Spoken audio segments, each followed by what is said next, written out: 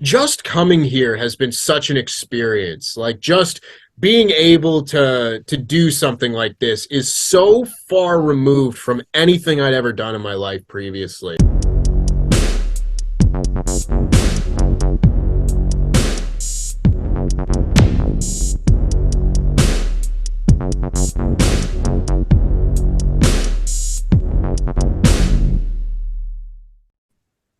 What's going on, guys? It's your boy, Tom Fresh, and stand back for another interview. This time, I'm joined once again by Tempest from Wrestle Talk, Parts of Unknown, and the Wrestle Talk podcast to discuss moving to the UK and how that has changed him as a content creator. So, welcome back on the show, Tempest. Thank you very much, Tom. I appreciate you having me. So, if we take this back, how much did you know about the culture of the UK and how familiar with the UK were you before you moved?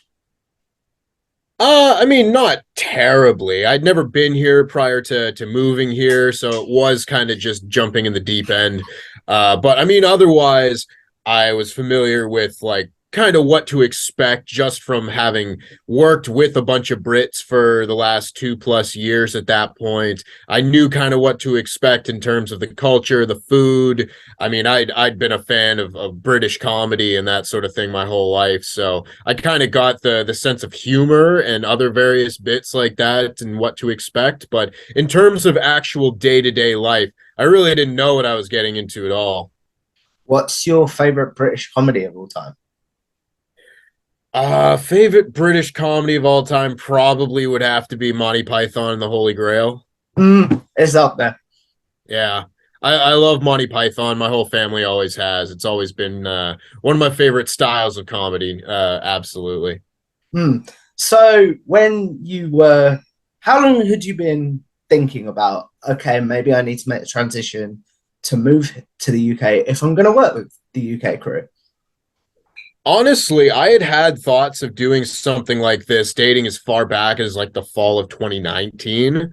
I had done my first videos on the Wrestle Talk channel way back then and had messaged Ollie and just kind of said, because I'd only submitted a trial video basically, and just to show that I could do on-screen stuff and do it fairly well. And their initial reaction to all that was, well, that's great, but you don't live here. So there's only so much that you can do to be part of the on-screen stuff.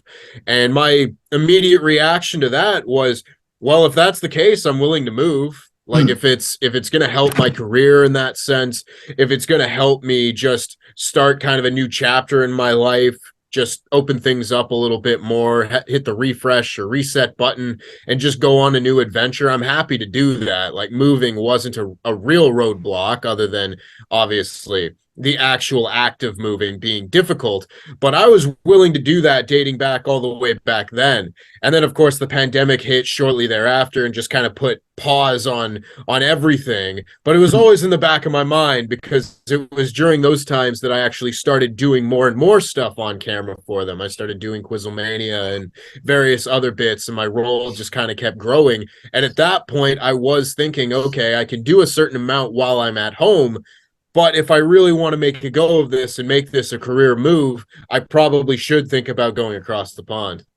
What was the moment that you were like, okay, this is going to happen. I'm going to be in the UK soon? Well, we were having conversations about it last year in the summer of 2021 and kind of just saying like, okay, yeah, this is probably something that we want to do. Both sides really feeling confident that this would be a good move for me and the company. And from that point on, it was just sort of, okay, how do we make this happen? And that was a somewhat difficult process, of course, getting a visa and actually finding accommodation and that sort of thing. But I think it was honestly, it wasn't until I bought my flight to come over here finally where I was like, this is real. This is an actual thing that is going to happen. And that was, I don't know, it was a surreal moment. It was things just feeling a lot more real because, of course, I'd gone through the process of getting a visa and I'd gone through the process of trying to find a place to live. But until I was able to find somewhere and until I was able to actually buy that plane ticket and have a plan in place to go, Then we could start putting together plans for what's going to happen when I actually show up. That's when the Forbidden Door plan started coming Mm. together and various other bits like that. So it really wasn't until very late in the process that it all started to feel real. Was there ever a moment during maybe either the visa process, finding accommodation where you were like, I don't think I can do this? I mean, for sure. I mean, I was getting doubts in my head the entire time I was looking for a place to live, honestly, just because it was so difficult trying to find a place to live while I was looking over in Canada. I'd be looking and applying to various ads and all the different realtors and whatnot that were in London, and I was That's trying my estate best. agents for people that don't know in the UK, by the way. Yes, of course. But of course, it was just so difficult not being able to go and see the places myself. And there were only so many places that would even let me put in an offer on a place without having gone and see it. So just going through that and not having that plan in place, things just kept getting pushed back further and further and further. And it was really just kind of a sense of, I need to make this happen. Otherwise, I'm never going to go. Because there was always going to be some next thing that was Mm. going to keep me in Canada if I was going to let it, whether that just be like weddings or a vacation that someone was trying to plan or various special events and everything. And if I didn't go, I never would go. So I just kind of had to make pardon me, I had to make that decision to just jump in. Otherwise, that thought in the back of my head was like, well, it's not real yet. It's not going to be Yeah. real until it happens. And that was difficult to get over, but eventually it was just a matter of doing it. Take me back to when you're planning, no, to when you're on the flight and it is real. Take me back to when you're on the flight when it is real. What is going through your head? Is it like excitement? Is it like what emotions are going through your head basically when you're on the plane? There was a lot of excitement at that point. Like, thankfully, those first few days, we had a lot of things kind of planned out. And I mean, I showed up on the Forbidden Door live reactions like the day after I landed, I want to say. So it wasn't a matter of I gotta land and then figure out XYZ, all the different steps. I did have things that I could just get excited about right off the bat, whether that be just meeting my coworkers for the first time and going out for a drink with them or whatever the case may be. It was a lot of excitement. It was kind of like a quiet excitement for much of it, like the flight especially, because I was like, it didn't feel real because it was such a big change. You know, I'd never had a change like that in my life.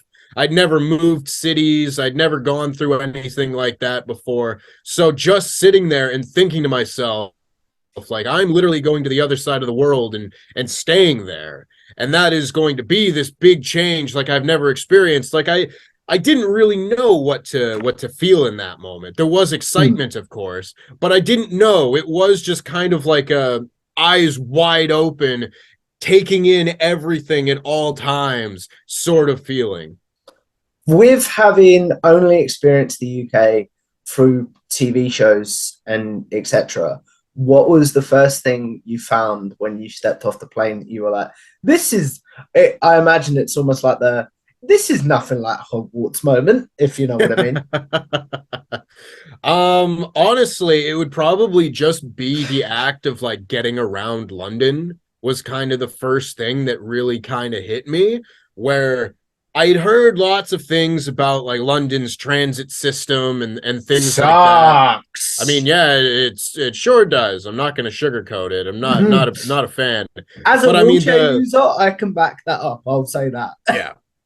Yeah, but I mean, like it was a big change from having come from Toronto that also has a terrible transit system.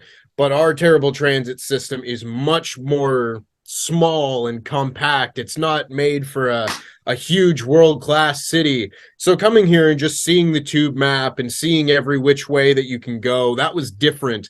But just the hustle and bustle of people going from place to place was different. There wasn't a whole lot of I don't know if I kind of knew that London and England for that matter wouldn't be like, like this fairy tale place, don't get me Hmm. wrong. Like I did Yeah. know that I was stepping into a big world-class city with lots and lots of people, but there were loads of things that I found very difficult to adjust to, big and small. I didn't really have much of an issue adjusting to like the other side of the street type thing, but it's been smaller things like that. It's going up the side of the stairs on the left side instead of the right side. Like that was a much bigger change for Oh me wow. than the other side of the road thing, or literally even just flicking the light switch down instead of up to turn it on. That's such I a weird thing in America. I I will say look that. yeah, I look at switches in the office like as I'm setting up a studio, and I'm looking at one that's down and one that's up, and I was like, I don't know which one of them is on, and it still takes me a moment to realize it. So it's a bunch of little changes more than big things, honestly. You talked about earlier in this conversation about meeting your co-workers for the first time and being able to socialize with them off camera, for lack of a better word. Uh, so, which member of Wrestle Talk has been the most helpful when it comes to helping you to get situated in the UK, basically? Honestly, it I don't know if it surprised me. I don't know why it surprised me other than just maybe not knowing them prior to the move.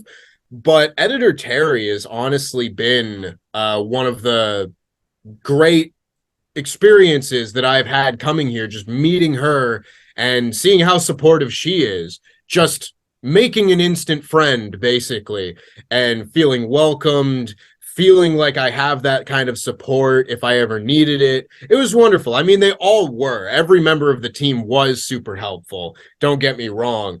And I don't know if it was just because I had had more interaction with each of the other members of the team prior to coming here than I would have with editor Terry, because we never Mm, really had much of a reason to interact before coming here, because she primarily works on No Rules Barred as opposed to Wrestle Talk stuff. mm. But she's been absolutely wonderful. But everybody has been, you know, Pete, Ollie, Luke, like the Adam, the whole team has just been so wonderful helping me out if I ever have questions, figuring out which areas of the city are good to look at in terms of just, you know, different areas to live in, different possible spots that I can look at. If I ever had questions about what bank should I try and get an account with, what telephone company should I try and set myself up with, all of that sort of thing. Like everybody would be helpful and everyone would make me feel welcome. So it's a great team that I've got here for sure. Definitely.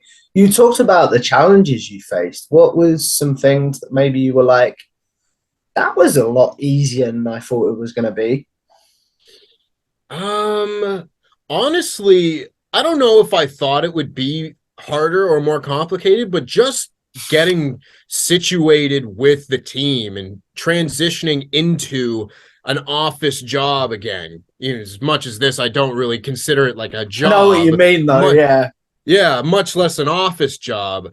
But after having done work from home for like 2 years plus, doing this, pardon me, doing this job, I didn't know what it would be like to then go back into a workplace where I'm surrounded by other people and what that work dynamic would be like. I was hoping that it would be good because obviously I get along with everybody at work, but it really was just so seamless. Just stepping right in there and then just looking across the table and seeing Pete, as opposed to just being able to talk to him before and after podcasts a couple times a week. Like Mm. that was honestly like the easiest part of the whole thing. The first couple months I was here, anytime people would ask me what the word was about London, I would just tell them that work really has made this transition that much easier.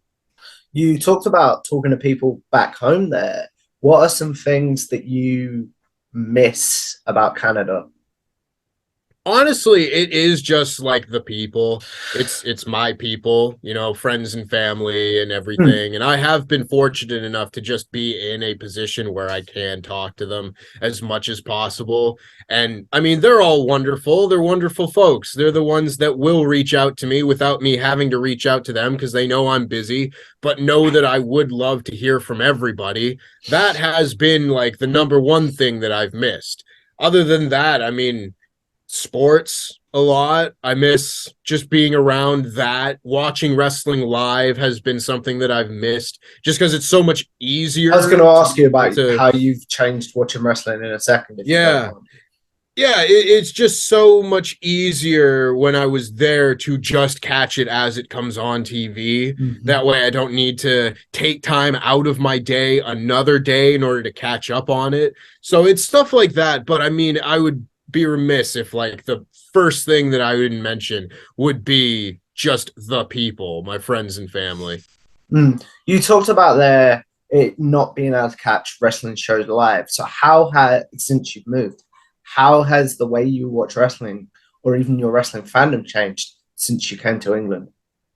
It's been different. It really has been. Like the ways that it has changed have been exactly that, where it has now been I watch wrestling. If it's not a show that I'm going to be reviewing on the channel, if it's just a show that I would watch for my own leisure, like AEW Dynamite, for example, it is a matter of like, okay, I need to make sure that I watch that on my own time at some point.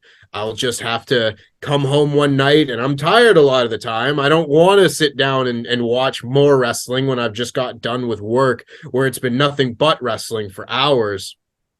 And that's just what I got to do if I want to watch it. Otherwise, all of the wrestling that I end up having to watch, I either end up watching early in the morning or at work at like 1.5 speed or something like that, because there just isn't enough time to watch it at full speed and just be ready for whatever I have to do for work. Like if I'm watching Rampage or SmackDown or something like that, previously before I'd moved, I could just watch these shows as they were happening and I don't need to worry about getting ready the next day or anything Mm. like that. I've seen them already. But in terms of working here, now all of a sudden I don't get the chance to watch these things live. I have to watch them in the morning before shooting my review or before shooting the podcast or something. And I need to make sure that all of that has been watched in a very quick and timely manner. So it just is kind of a lot more, I don't know, systemic, just a lot more like I have to be really up to pace and I don't really have a chance to stop and digest what I'm watching a lot of the time. It just is very, very quick. Mm. Trying to figure out how to phrase this question, but like, has that affected your fandom in any way? Like watching it the way you have to now? Is it sort of like I have to watch this for work, or is it still watching it as a fan in some cases? I mean, it's still me watching it as a fan. Like, I do feel like I do need to be caught up on AEW Dynamite. So if I do start slacking, I do feel like, okay, I got to pick up the pace a little bit more. I have to watch this in order to be, in the know when it comes to work stuff. But honestly, no, it just more has to do with, like everything that's been going on in wrestling recently, like affecting my fandom more so. Like I don't know if I'm less of a fan because of having to do more stuff for work, or if it is just because I feel like AEW is taking a bit of a step back over the last few months. And just different things like that all kind of playing into one another. Because at the same time, like you've got WWE that has taken a nice upturn in quality recently. So anytime there is that one thing that feels like a bit of a detraction, we've got something else that does feel like it's adding on to my fandom. So it's give and take. Hmm. So, what is with the time difference and stuff, and having to watch it for work and stuff? What is the show? Say you were living in England, but you weren't doing this Wrestle Talk stuff. What is the show that you'd be catching up on every week without fail? Without fail, it probably would still be Dynamite because you can almost guarantee that the best match of the week is usually going to be on Dynamite. And at the core of it, my favorite thing about the wrestling that I watch is the wrestling. Like, if there's a great match, wherever that may be, if I see a match get like 4 stars plus in the Observer, I know that it's probably good and that I should go out of my way to see it. Mm. I don't have to agree on the exact star rating or anything like But that, but that's I a know whole that nother conversation, that's isn't a it? whole that's a whole other conversation. It's the same way that if you just look at like, any sort of movie reviewer that you seem to trust a little bit, if you see a movie get like a 4 out of 5, you go, okay, that's probably a good movie. I should check that out. Whether you Mm. agree or not is another story. But no, I would be watching Dynamite every week if I was not working in wrestling either way. And I would probably be watching SmackDown more times than not, just Mm. because of the Bloodline stuff and various other bits on that show, Walter being on that show. There's tons of things to like about it right now. Rey Mysterio has just been added. There's tons of stuff to like. So those would probably be the two that I'd go out of my way to see. Mm. How has, because obviously pre moving, you were connecting with your colleagues pretty much over video chat like we're doing now, sort of thing. So how has your chemistry with your co-workers either developed or changed since you've moved? I think it has just like evolved so much since coming here. I knew that it would because it couldn't not really, like going from talking with people maybe once a month on a video chat if it was someone other than Pete, or even in Pete's case, like we only got a chance to talk before and after podcasts for an extra 5-10 minutes or so, like maybe twice a week, and then add in the weekly team meeting that we would have. But that's all the interaction I would have with people, unless I had certain time like blocked off for a one-to-one conversation, but usually that would be work stuff. Now it is just I'm hanging out with friends in an office like all day, and that chemistry just kind of compounds itself Roles. into, yeah, it does, it really does. Like it shines through on the shows, like being able to just sit there and have a conversation with somebody, and that conversation then just building more chemistry, building a relationship with somebody, and then to immediately just take that and go on to a show. I don't necessarily even feel like I have to turn the switch and like be on in front of the camera. I can just talk with my coworker, and Mm. now that it doesn't feel different from anything else, whereas that's all it was beforehand. I still enjoyed those conversations, they were still friendly and we were still friends, but Mm. now it has been just extended across everyday life, and it's just made everything so much easier. Mm. I, with the whole turning a switch on, did you feel like you had to turn it on more when you were on a video chat? I mean, yeah, probably, just because there was such a difference between, all right, the light's on, I gotta do the thing, and not, because when it wasn't on and I was just at home, I was at home. Mm. I could just get up and walk to the kitchen and make myself something to eat immediately after we finished a show. So it was a much more distinct difference from being on and having to present to having to be just at home and be a normal person. Whereas Mm. now, I don't feel like the energy is ever that different when we're just having a conversation in the office and we're having a conversation on a podcast. I think it's so much easier to do that. Like there's still a bit of a, like, you have to be in presenter mode if you're talking into the camera in front of Oh, the green definitely. screen and Yeah. everything, for sure. Like you Even got to just be doing this, on. I feel like I have to be on because I can't be like, uh-huh. Do you know what I mean? Like, I know we're Yeah. just talking, but it's like I still have to be entertaining in some ways. Do you know Yeah, what I mean? absolutely. So there is still like a level of like, the professionalism where you have to, I say as I wear a pink and red mask, but there's got to be some level of that presenter professionalism of turning yourself on and up to 11 that you have to do to be able to go and present. But it's just so much easier doing it with people that you're talking with every day. You talked about the mask there. So, how important is wearing the mask to you getting into presenter mode? Honestly, I don't even know at this point, just because I haven't had to do any presenting without it for so long. Like dating back before my time at Wrestle Talk, basically. It goes back to any other projects that I may have done previous to this, where I'm such a different performer and presenter now than I was then, that I don't even know if it would matter if I had the mask or not. Maybe it would, I'm not sure. But it just is me on Wrestle Talk now, and it kind of has become one and the same. So I don't really know. I don't really have have an answer for it. I think it just kind of has been a big piece of all of this. Hmm. But could you perform without the mask now? And has there been conversations about, okay, maybe we're going to drop the mask? Or have you ever gone to, say, Pete, for example, I don't feel like wearing the mask for this show? I mean, I have, and everybody else in the office keeps trying to pitch me ideas for how to lose the mask and stuff, and be like, "Oh, it'd be really cool." Quizomania, maybe? Yeah, something like that. A charity stream or just various ideas of what we could do afterwards or stuff like that.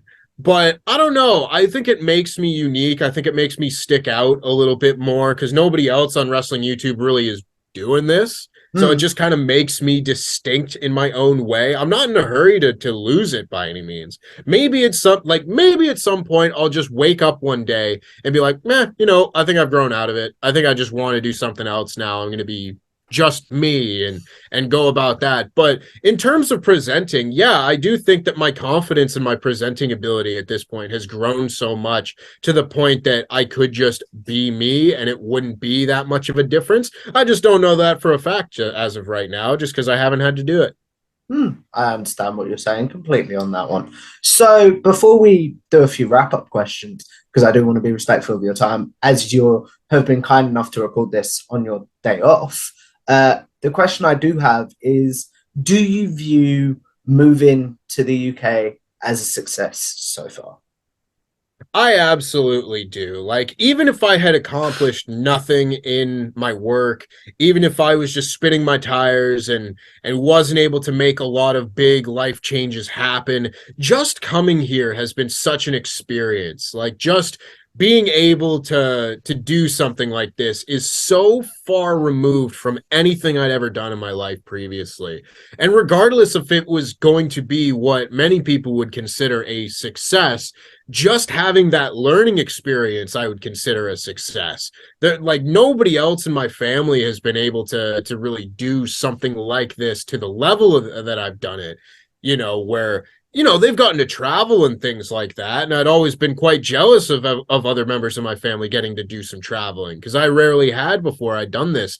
But being able to move across the world for whatever length of time it would have been, just being able to do that would have been a success to me. And then add on everything that I have been so fortunate to do since coming here, whether that be the Wrestle Talk watch party that we did for Clash at the Castle. That was an incredible event that I feel so Hmm. fortunate to have been able to be I part was of. this close to coming for that to that. By the way. I just had no money at the time, and it was like, oh man. Yeah, no, I hear that, but it was just so much fun and such an exhilarating experience to be part of something like that. And then add on just other various bits that I really am proud of, whether that be the launch of Survival Series just this past week. Like, that was a project that I had been very passionate about and wanted to have done for so long, like dating back over a year, just an idea that I'd had that I was confident in and knew would be good, and then seeing that all the way through and seeing it do well and seeing people like it, I can put that little feather in my cap and look at that and be like, well, if I accomplished nothing else, I was able to do that. I have this to show for me coming here, and add in everything else and everything that I'm still planning to do. I consider it very much a success. I, I do as well. I feel like, just as a viewer, it's been so cool to see, like, as you said, like things grow, if that makes sense. Mm-hmm. I Mm. appreciate that very much because I feel it. Like, I feel so much growth having happened, and I don't know where that starts and ends for me. And I guess it never really does. You're just constantly growing because I can tell that I've gotten so much more comfortable since I started doing on camera stuff for Wrestle Talk just a couple of years ago. But I mean, since coming here, I think it's only just increased tenfold. Like, I Mm. was thinking to myself just recently, just how much more comfortable and confident I am in my own abilities of presenting and giving answers to questions or just doing a reactive news or anything like that. Whereas I didn't have quite as much confidence just not that long ago. So just being able to grow, and if this move has been any sort of vehicle to help me grow, again, it's just another bit that I would consider a success. Mm. I hate saying I agree because it's not my move, but I do. fully see what you're saying. But Mhm. as we look at wrapping this up, Tempest, because I do want to be respectful of your time, we're going to do a quick segment that I call generic questions. Those of you that have seen my videos before will know this, where I ask my guests their favorite match, favorite pay per view, favorite tag team, favorite wrestler's theme, and favorite wrestler of all time.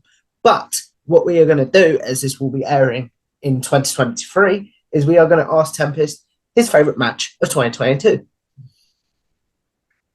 Ooh, I feel like I still don't have a good answer for this. I've yet to decide what my favorite match of 2022 is.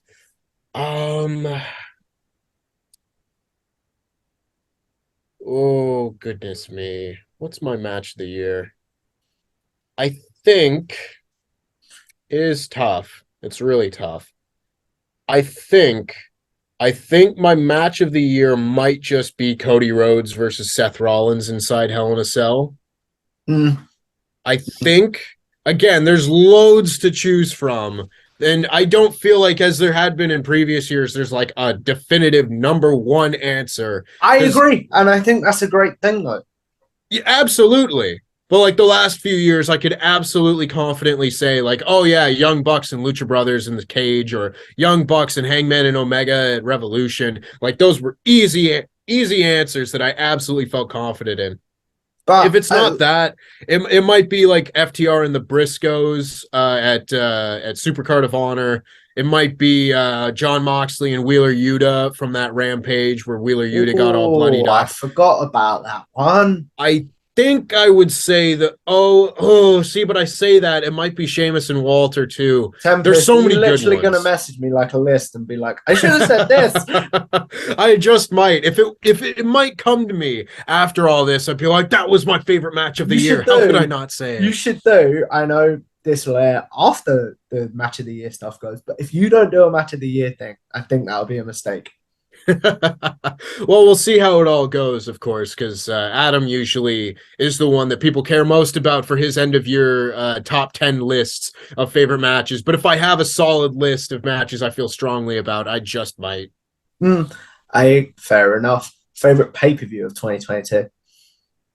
Favorite pay per view of 2022 would probably have to be Clash at the Castle, honestly. Like, Mm, I wouldn't have expected it going in. I thought it was going to be good, but that show was so fun from start to end. And I really am hopeful that all of WWE's premium live events are going to kind of be that way going forward, just in the sense that you only need like 6 matches or so. And if you have all of them be different, all of them are going to shine that much more. And I mm. feel like they've been pretty consistent with that since Triple H has taken over. And I feel very confidently in that going forward. So as of right now, we are shooting this before a few of the end of the year ones. Full Gear hasn't Oh, happened. yeah, we are, Survivor aren't we? Series hasn't Damn it. hasn't happened. So it might be one of those. Might be Full Gear. I'm not sure. But as of this recording right now, I'd probably say Clash at the Castle. I forgot about that. Favorite wrestler's theme of 2022.